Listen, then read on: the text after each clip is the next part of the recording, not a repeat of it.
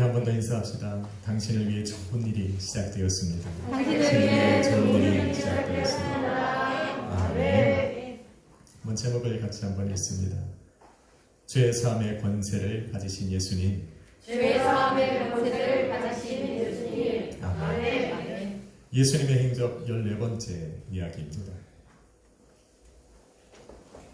문둥병이라는 불치의 병에서 고침을 받았던 그 사람의 불순종으로 인해서 예수님께서는 드러나게 다니지 못하고 한적한 곳에 머물러 계셔야 했습니다.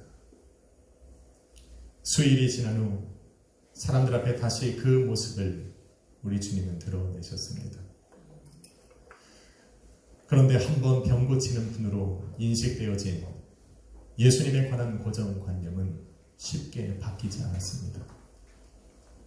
오히려 시간이 지나면 지날수록 사람들은 그 예수님을 찾고자 더 간절해졌습니다. 본문에 보니 수일이 지난 후 예수께서 가버나움의 한 집에 들어가 앉으셨다 말합니다. 그 소문이 사람들에게 들려 예수님 계신 그곳에 사람들이 몰려들기 시작했습니다.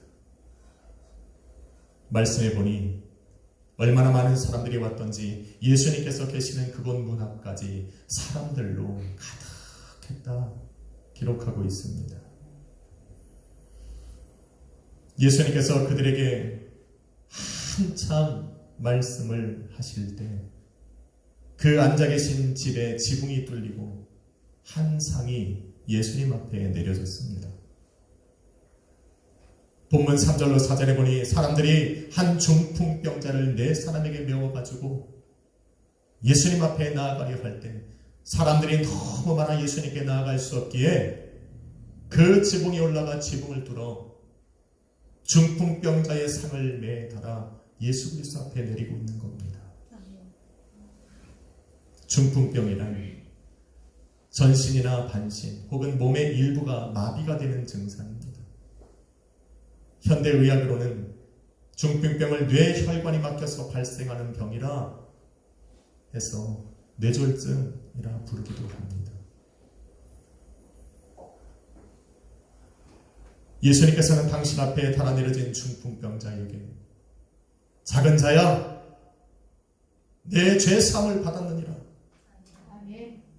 그리고는 말씀하시길 내가 내게 이르노니 일어나 내 상을 들고 집으로 가라 말씀하셨습니다. 할렐루야. 그러자 그가 곧 일어나 상을 들고 사람들 앞에서 나갔더라 기록합니다. 예수님은 당연한 일을 하신 겁니다. 할렐루야. 예수님은 병 고치는 능력만 있으신 것이 아니라 죄사함의 권세도 가지고 계신 분입니다. 예수님은 당연한 일을 하신 것뿐이에요. 그런데 이 상황을 바라보던 사람들의 마음이 여러 개로 나뉩니다. 어떤 사람은 그 광경을 바라보면서 기뻐하는가 하면 어떤 사람은 놀라고 어떤 사람은 오히려 예수 그리스도의 말씀을 듣고 반감을 갖는가 하면 또 어떤 사람은 아쉬움을 드러냅니다.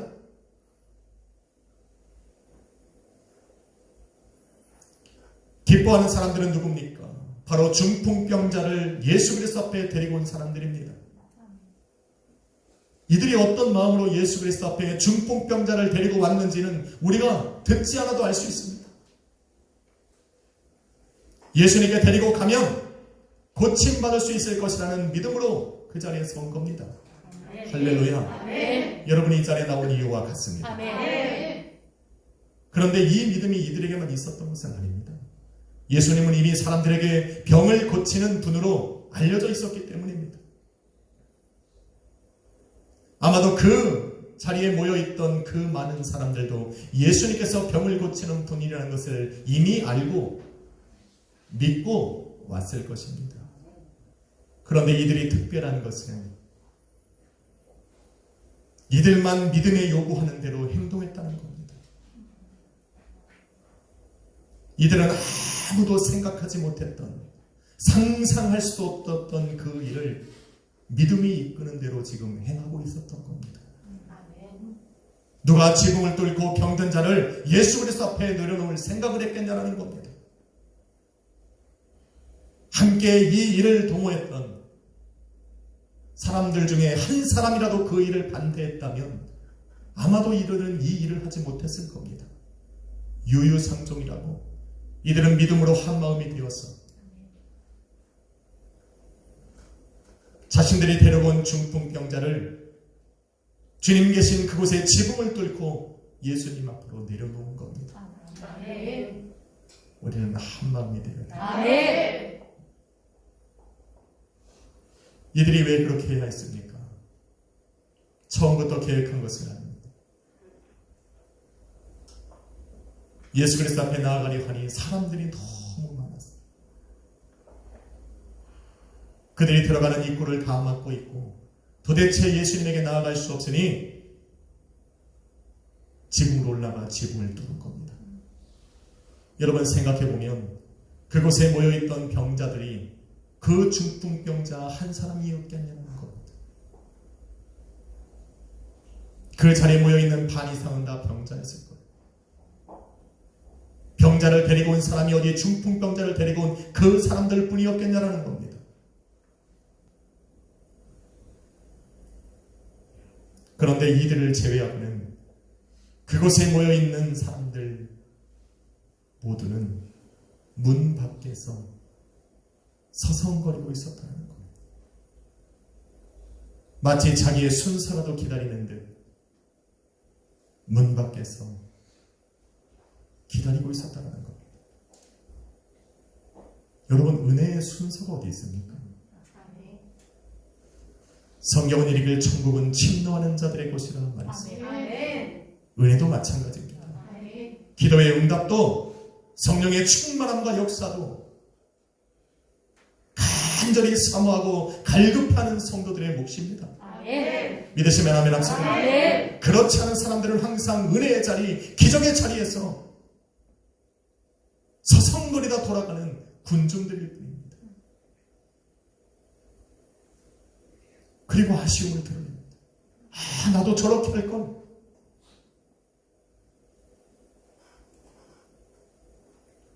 기왕 예수님 앞에 나왔으면 예수님이 보신 그 성전에 나와서 예배하고 있으면 나도 그 은혜의 주인공이 되어야 합니다. 아멘. 기적의 주인공이 되어야 합니다. 아멘. 그렇지 않습니까? 아멘. 항상 아쉬움으로 돌아가는 군중의 한 사람이 되어서는 안 됩니다. 항상 문 밖에서 서성거리다 은혜의 주변에서 어슬렁어슬렁거리다가 빈손으로 돌아가는 그런 군중들로 돌아가서는 안 됩니다. 아멘. 그러기에 주님 계신 예배를 온 마음 다해 드려야 하고 아멘. 전심으로 주님을 찾고 기쁨의 찬양과 믿음의 기도를 드리고 아멘. 예물을 드리려면 작고 크고 많고 적음을 떠나서 감사함으로 드리고 아멘. 순종하는 마음으로 우리 주님의 말씀을 들어야 합니다. 아멘. 오늘의 예배의 주인공은 나다. 아멘. 은혜와 기적의 주인공은 나다. 아멘. 이런 마음으로 예배를 드려야 합니다. 아멘. 한번 인사합시다. 제가 주인공입니다. 제가 주인공입니다. 아멘. 아이고 앞에 두 명 앉은 사람은 왜 고개도 안 돌려. 네가 주인공이라고. 아멘. 저는 항상 맨 앞줄에 있는 분이 제 주인공이라 생각해요. 제가 주인공이라고 선포해야지 태양이한테. 꿈도 꾸지 말라고. 깨물어 아프지 않은 손가락이 없듯이 예배로 부르심을 받은 모든 사람들은 예배의 주인공이 될 수 있습니다. 아멘. 하나님의 나라는 그렇습니다. 아멘. 그러니 걱정하지 마십시오. 당신도 주인공, 나도 주인공. 그 제가 지은 겁니다. 어쩐지 어색하죠? 분명히 누군가는 비웃었을 겁니다. 그런데 우리가 주인공이라는 건 변치 않습니다. 아멘.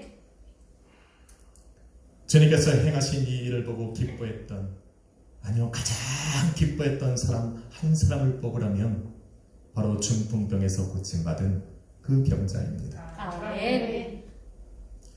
저는 본문을 읽을 때마다 이 사람처럼 행복한 사람이 어디 있을까 생각이 듭니다. 이 사람을 보면 베데스다 연못 행각에 누워있던 38년 된 병자가 자꾸 생각이 납니다. 그가 어떤 병으로 38년 동안 침상에 누워 고통을 받았는지는 알 수 없지만 최소한 자기 스스로 일어나 움직일 수 없는 병에 걸렸다는 것은 알 수가 있습니다. 그 사람의 바람이 무엇이겠습니까? 천사가 내려와 그 물을 움직일 때 자신을 가장 먼저 그 물에 넣어줄 사람이 있었으면 좋겠다라는 겁니다. 그런데 그의 곁에는 아무도 없어요. 천사가 내려와서 그 물을 움직인들 그가 고침을 받겠냐라는 겁니다. 본문에 나온 중풍병자도 그와 다르지 않습니다. 침상에 일어나 움직일 수 없는 상태. 그런데 다른 것은 그 사람에게는 사람들이 있었다는 것. 갑자기 찾아온 중풍병으로 마음까지 무너져 있는 그 사람에게 사람들이 있었다는 것.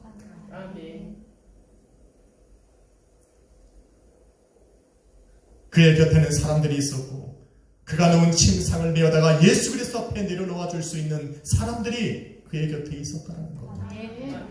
그래서 행복하다는 것. 이들은 포기할 줄 모르는 사람들이었습니다. 중풍병에 걸린 사람이 이들과 무슨 관계에 있는지는 알 수 없지만 그를 고치기 위해서라면, 그를 고칠 수만 있다면, 그 앞에 장애물이 있고 방해하는 것이 있어도 그를 메어다가 예수 그리스도 앞에 내려다 놓을 수 있는 사람, 바로 그 사람들이 그의 곁에 있었기 때문에 저는 행복하다 말하는 겁니다. 주님께서 이곳에 모여있는 여러분이 바로 행복한 사람입니다. 한번 인사합시다. 당신 때문에 저는 행복합니다. 당신 때문에 저는 행복합니다. 할렐루야. 나로 예수님께서 계신 이곳에 있게 한 사람, 예수님께서 주관하시고 주인 되신 이 예배의 자리에 나로 있어 주님께 예배할 수 있도록 만들어준 그 사람이 있는 사람은 바로 행복한 사람입니다. 그래서 저는 여러분 때문에 행복합니다. 할렐루야. 인터넷으로 예배하시는 그분들 때문에 저는 행복합니다. 이들은 예수님의 소문을 듣고 예수님을 만나고 싶어 했던 그 중풍병자의 간절한 소망을 무시하지 않았습니다. 그가 바라던 대로 그를 메어 예수 그리스도 앞에 데리고 갔습니다. 저는 그 사람이 얼마나 행복했을까라는 겁니다. 주님은 믿음을 따라 역사하시는 분입니다. 주님이 보신 믿음은 무엇일까? 중풍병에 걸린 그 사람을 예수님께 데리고 가면 고침받을 수 있을 것이라 믿은 그 사람들의 믿음을 보셨을 겁니다. 아니면 주님께 가면 주님께서 나의 병을 고쳐주실 것이란 간절한 소망을 가진 중풍병자의 소원을 믿음으로 여겨 그가 믿은 대로 그를 고쳐주셨을 겁니다. 누구의 믿음이든 그 믿음은 예수님의 마음을 움직였고 기적의 역사를 만들어냅니다. 할렐루야. 예수님은 그렇게 당신 앞에 내려진 중풍병자에게 말씀하셨어요. 작은 자야, 내 죄사함을 받았느니라. 내가 내게 이르노니 내 상을 들고 집으로 가라. 그 병자는 일어나 그 상을 들고 사람들 앞에서 나갔습니다. 얼마나 감동의 장소입니까? 얼마나 기쁘고 얼마나 감격스러운 시간이었겠냐라는 겁니다. 그런데 이 엄청난 기적의 현장 앞에서 오히려 반감을 가진 사람들이 있었습니다. 바로 서기관들입니다.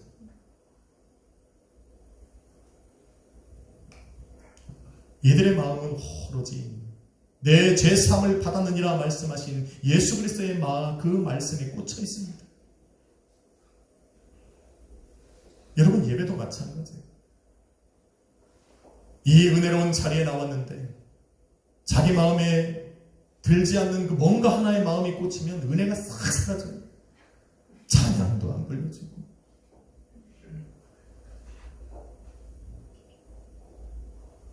말씀도 안 들고 기도도 안 돼요. 한번 뭔가에 꽂히면 은혜라는 있을 수 없어요. 귀한 꽃을 가면 예수에게 꽂으십시오. 아멘. 그래야 말씀 한마디 은혜를 받아요. 아멘.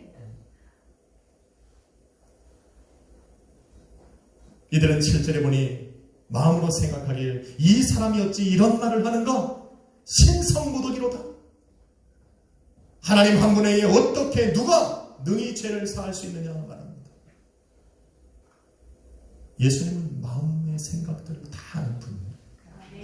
오늘 눈은 뜨고 있으나 생각과 마음이 딴 곳에 가 있는 분들은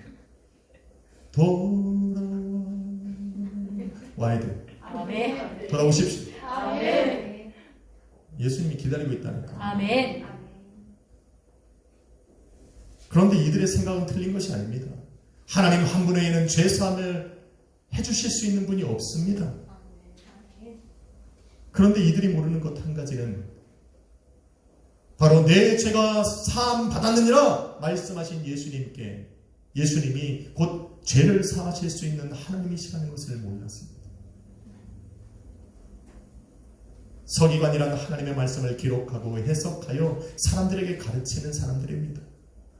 율법에 능통하기에 그들을 율법학자, 율법사라고 부르기도 합니다. 이들은 자신들이 해석하고 또 가르치는 대로 살아가려고 몸부림치던 바리새인들이었습니다. 역사가 요세푸스는 이들에 관해 기록하기를 이들은 율법에 관한 정확한 지식과 성경 해석에 뛰어난 능력을 가진 사람들이라 기록했습니다.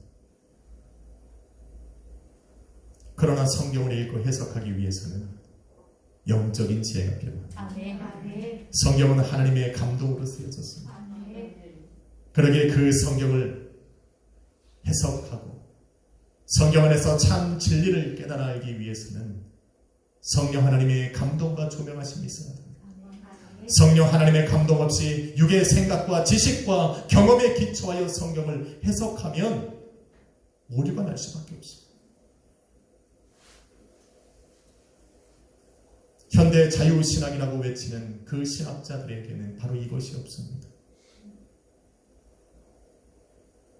영적인 진리가 빠지고 나니 성경이 모두가 다 교훈이고 좋은 말들이고 세상 종교와 다르지 않은 하나의 그냥 좋은 책이 되는 겁니다.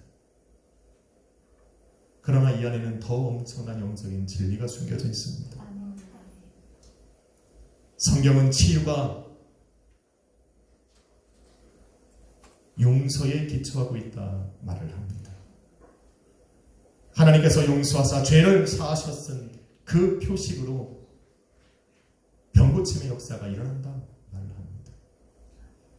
역대하 7장 14절에 이르길 내 이름으로 일컫는 내 백성이 그들의 악한 길에서 떠나 스스로 낮추고 기도하면 내 얼굴을 찾으면 내가 하늘에서 듣고 그들의 죄를 사하고 그들을 고치리라 말씀하셨습니다. 할렐루야. 이 치유는 그들의 땅에만 국한된 것이 아닙니다. 시편 103편 3절에 이르길 그가 내 모든 죄악을 사하시며 내 모든 병을 고치시리라 말씀하셨습니다. 하나님께 용서함을 받고 죄 사함의 은혜를 입으며 병에서 고침을 받는다 말하는 겁니다. 믿으시면 아멘 합시다. 그래서 우리가 아프면 제일 먼저 회개하는 거예요. 주님 날 용서하십시오. 그러기에 다윗은 시편 41편 4절에 회개하며 부르짖길 여호와여 내게 은혜를 베푸소서 내가 당신 앞에 하나님께 범죄하였나이다. 나를 고쳐주십시오. 여러분 아프면 일단 회개해야 된다고 말씀드렸어요. 내가 알지 못하는 내 안에 숨겨진 죄들이 있을까? 하나님께서 나로 그것을 알게 하시기 위하여 내 몸을 치셨는가? 그렇게 기도한 후에 하나님이 이 고난을 통해서 이 질병을 통해서 내게 말씀하시고 깨닫게 하십시오. 하나님의 그 엄청나고 방대하신 일들을 나로 알게 하여 주라고 기도하는 겁니다. 아멘. 할렐루야. 아멘. 지은은 용서와 죄사함의 표식이 됩니다. 그래서 본문 10절로 11절에서도 예수님께서 이르시길 인자가 땅에서 죄를 사하는 권세가 있는 줄을 너희로 알게 하려 하여 중풍병을 고치셨다 말합니다. 아멘. 중풍병자는 고침을 받았고 그로 인해 예수님께서는 죄사함의 능력이 있다는 것을 만민에게 증거하신 겁니다. 아멘.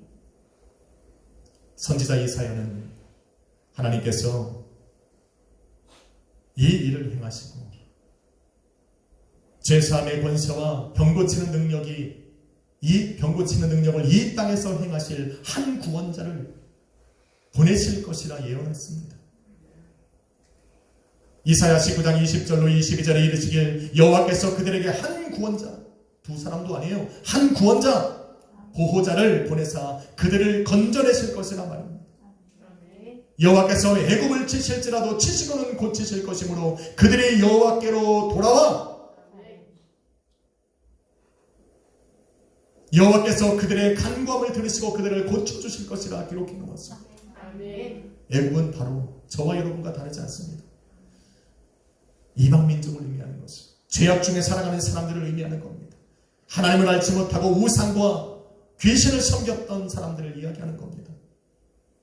그들을 위하여 한 구원자를 보내실 것이고 그로 인해 우리는 하나님께로 돌아가 하나님께 부르짖어 간구할 것이고 하나님께서는 그들을 고쳐주실 것이라 말씀하셨습니다. 아멘. 믿으시면 아멘. 아멘. 이사야는 이 일을 위해 보내심을 받은 한 구원자가 바로 메시아다 이야기를 하고 그리고는 수많은 예언을 통해 2000년 전 이 땅에 오신 우리 구주 예수 그리스도가 바로 그 메시아요, 그 한 구원자요, 보호자라 선포했습니다. 아멘. 그러므로 예수 그리스도 앞에 나와 회개하고 기도할 때 주님께서는 우리의 모든 죄를 사하시고 아멘. 용서하시고 아멘. 우리를 모든 질병에서 고쳐주시는 겁니다. 아멘. 이런 영적인 말씀들이 성경에 수없이 기록되어 있는데 같은 성경을 해석하고 연구하는 이 서기관들은 자신들이 원하고 자신들이 좋아하는 대로 성경을 해석하고 나니 내 죄사함을 받았느니라 말씀하신 그 예수님께 반감이 생깁니다. 예수님께서 행하신 그 일에 감동을 받지 못하는 겁니다. 이들의 반감은 주님을 향한 적대감으로 바뀌었고 이들의 적대감은 마가복음 14장 1절에 기록된 대로 예수님을 흉계로 잡아 죽이고자 하는 이유가 됐습니다. 그리고는 대제사장의 뜰에 잡힌 예수 그리스도를 십자가에 못 박으라고 외치는 그 외침으로 바뀌었습니다. 이들은 모든 이들이 기뻐하고 하나님께 영광을 돌리는 이 기쁘고 복된 자리에서 예수님이 하나님이시라는 것을 외면하고 부인하고 거부함으로 죄악을 선택을 한 것입니다.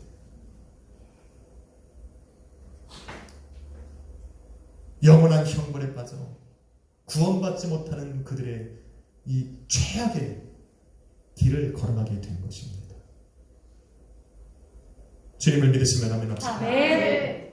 저와 여러분이 믿는 주님은 죄사함의 권세를 가지신 분, 아멘. 병 고치는 능력을 가지고 계시는 분, 아멘. 믿으시면 아멘 합시다. 아멘. 그래서 그분의 말씀과 행하신 일들이 저와 여러분의 삶의 기쁨이 되고 감동이 되고 감사가 되기 위해서는 주님의 말씀을 믿음으로 또 순종으로 받아야 됩니다. 아멘. 할렐루야. 아멘. 사랑하는 성도 여러분,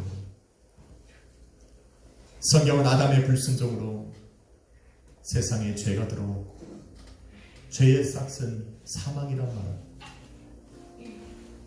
사망의 권세 아래 질병이 있다는 말을 합니다. 그러기에 죄와 질병은 연관이 있고 죄사함과 치유가 연관이 있습니다. 하나님께서는 당신의 자녀들이 사망 권세 아래 갇혀 질병으로 고통받으며 살아가는 것을 원하는 분이 아닙니다. 그래서 죄사함의 은혜를 베풀어 사망 권세 아래 죽어가는 당신의 자녀를 구원하시고자 2000년 전 독생자 예수 그리스도를 이 땅에 보내주셨습니다. 예수 그리스도가 십자가 위에서 흘리신 대속의 피는 주님을 믿는 모든 사람들의 질병을 고치셨고 사망의 권세 아래 놓여있는 그들을 자유하게 하셨습니다. 이사야 53장 5절로 6절은 이렇게 말을 합니다. 여호와께서 우리 모두의 죄악을 그에게 담당시키셨도다. 그가 찔림은 우리의 허물 때문이요 그가 상함은 우리의 죄악 때문이라. 그가 징계를 받음으로 우리가 평안을 누리고 그가 채찍에 맞음으로 우리가 나음을 입었도다. 믿으시면 아멘 합시다. 이게 저와 여러분이 믿는 이유. 그게 바로 우리의 질병을 끌어안고 예수 그리스도의 십자가 아래로 내려가는 그 나아가는 이유입니다. 그래서 저는 예수 그리스도를 믿는 믿음의 성도들에게 대속의 피를 흘리신 우리 구주 예수 그리스도의 이름을 힘입어 담대히 선포합니다. 예수님께서 당신을 위해 십자가를 지셨으니 당신은 죄 사함을 받았다. 예수님께서 우리를 위하여 채찍에 맞으셨기에 우리는 나음을 입었다. 할렐루야. 귀 있는 자는 들을 것이고 믿음 있는 자는 역사를 체험하게 될 것입니다. 이번 주는 특별히 예수님께서 잡히시고 십자가 위에서 못 박혀 죽기까지 고난을 받으신 고난 주간입니다. 그러기에 믿음으로 부르짖고 소망 중에 주님을 찾는 사람들에게는 기적의 한 주가 될 것이고 치료의 큰 역사를 체험하는 복된 한 주가 될 겁니다. 회개하고 기도하십시오. 사랑하는 성도 여러분, 천국은 침노하는 자들의 것입니다. 예배의 은혜와 기도의 응답도 치료의 역사도 침노하는 사람들의 것입니다. 모든 사람이 다 그렇게 한다고 나도 그렇게 할 이유는 없습니다. 모든 사람이 문 밖에서 어슬렁거리며 서성거리며 그 은혜의 현장을 바라보고 있다고 나도 그 현장을 바라보고 있을 이유는 없습니다. 우리는 그 예배의 현장으로 들어가 기적의 주인공이 되어야 합니다. 은혜의 주인공이 되어야 합니다. 예수님 앞에 나아가서 예수님에게 말씀을 들어야 합니다. 작은 자야 내 죄사함을 받았느니라. 이제 일어나 내 상을 들고 집으로 가. 오늘 한 주간 이 음성이 저와 여러분의 삶에 들려지기를 소원합니다. 크신 역사를 체험하는 귀한 한 주가 되시기를 주님의 이름으로 축원합니다. 기도하겠습니다. 거룩하신 아버지 하나님 감사합니다. 우리를 위해 2000년 전 이 땅에 오셨고 사망 권세 아래 죽어가고 질병으로 고통받는 당신의 자녀를 구원하시기 위해 십자가 위에서 피 흘려 죽으셨음을 이 시간 바라봅니다. 주님, 그 십자가 앞에 우리는 나아갑니다. 문 밖에서 서성거리던 사람들처럼 그 군중들의 한 사람으로 이 자리에 있는 것이 아니라 지붕을 뚫고 예수 그리스도 앞으로 내려갔던 그 문둥 중풍병자의 심정으로 우리는 주님 앞에 나아갑니다. 우리를 치유하시고 삶을 회복시키시고 우리 인생과 가정과 교회를 주님께서 붙들어 주시옵소서. 회복의 역사가 일어나게 하여 주옵소서. 모든 질병에서 고침받는 능력이 우리 순복음 약수의 교회와 또 인터넷으로 실시간으로 예배하는 모든 성도님들의 삶에 있게 하여 주옵소서. 감사드리며 예수님 이름으로 기도했습니다. 찬양 드릴까요? 짐을 고냐 홀로 지고 가기에 험한 데로 갈까 두렵지는 않느냐 온갖 일에 매여 고달프지 않느냐 즐거운